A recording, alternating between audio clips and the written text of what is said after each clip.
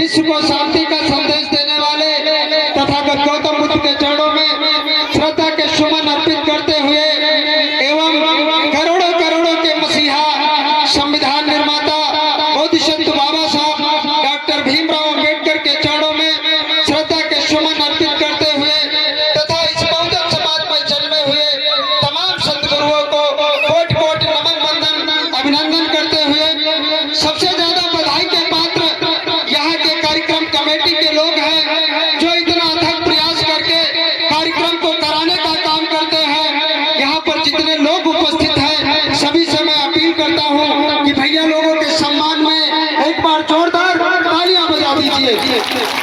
इसी कड़ी में गांव गांव जाकर शहरों में जाकर धम्म का प्रचार कर रहे हमारे बड़े भाई गया प्रसाद जी, आज एक मिसाल मैंने देखा कि उन्होंने ऐसा बीज बोया है कि कल अगर हम लोग नहीं रहेंगे तो ये अंकुरित बीज आगे हम लोगों की जो है जगह लेने का काम करेगा।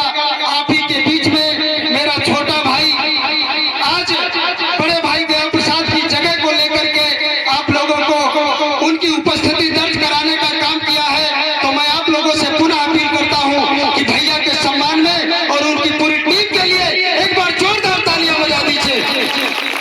क्योंकि अगर इस बच्चे की उम्र का अगर कोई व्यक्ति मैं यहाँ अगर सुनवा से बुला लूं तो शायद मंच पर कुछ बोल भी ना पाए, तो मैं पुनः बधाई देता हूँ इस छोटे अपने भाई को जिन्होंने ये अपना हुनर दिखाया है।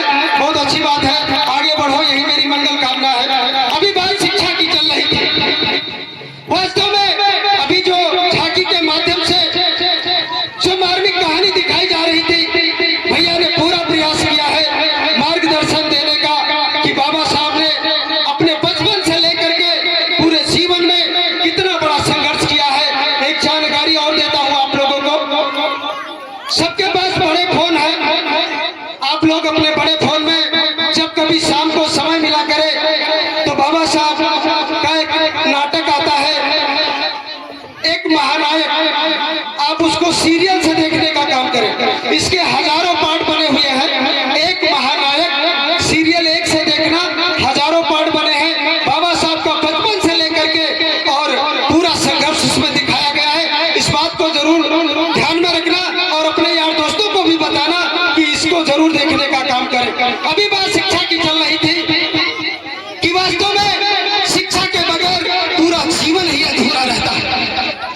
क्योंकि आज सुई से लेकर के पूरा प्लेन तक जितना आविष्कार किया है सब वैज्ञानिकों ने पढ़ लिख के किया है। इसलिए शिक्षा को सबसे पहले ज्यादा तवज्जो देना है।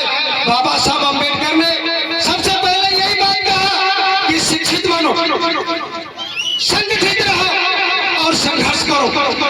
लेकिन ये बहुजन समाज अपने बच्चों को शिक्षा दिलाता कैसे?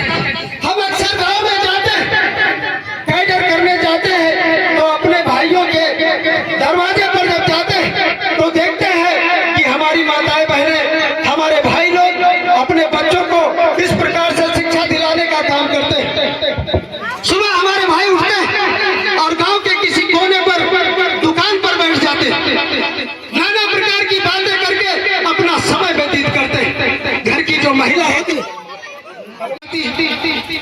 उसके बाद में जब कोई पढ़े लिखे घर का बच्चा, होशियार घर का बच्चा आता है और उनसे पूछता है कि चाची का अभिषेक स्कूल है ना जाइए का, तब चाची कहती अभिषेकवा है कहा? चाची देखें बिस्तर पर गुजाटा अभिषेकवा सो रहा। चाची गई छिटकोर धीर बच गए, कहीं दही जा रहा हूँ पर वही सो रहा हूँ और उधर फलानवा स्कूल जा रहा है। तब अभिषेक उठता और घर में घुसता, घर में बाल्टी भर पानी भरा देखता और 2-4 दावे हम छप्पर छप्पर मुँह पर मारे और अपन बस्ता ढोड़े लगे। बस्ता कहाँ पड़ा हो कि चकिया पर पड़ा हो और कि बोरियन पर पड़ा हो, उठाए नहीं बस्ता और स्कूल तरफ चलते। उनकी माँ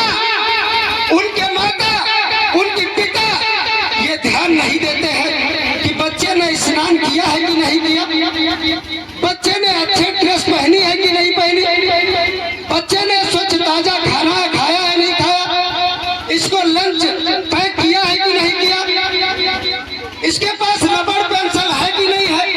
कोई ध्यान नहीं। जाते समय माँ उन्हें एक याद दिलाती है कि वो कटोरा करे इसकी नहीं करे। जी माता हरी खिचड़ी खेल जाए। इस बात को याद रखो, बाबा साहब के असली मूल मंत्रों को वो लोग ग्रहण कर रहे हैं। बाबा साहब ने जो बात कहा कि शिक्षित बनो, शिक्षा में सबसे ज्यादा आगे वो लोग हैं। बाबा साहब ने दूसरी बात कहा संगठित हो, संगठन में भी सबसे ज्यादा वो लोग हैं।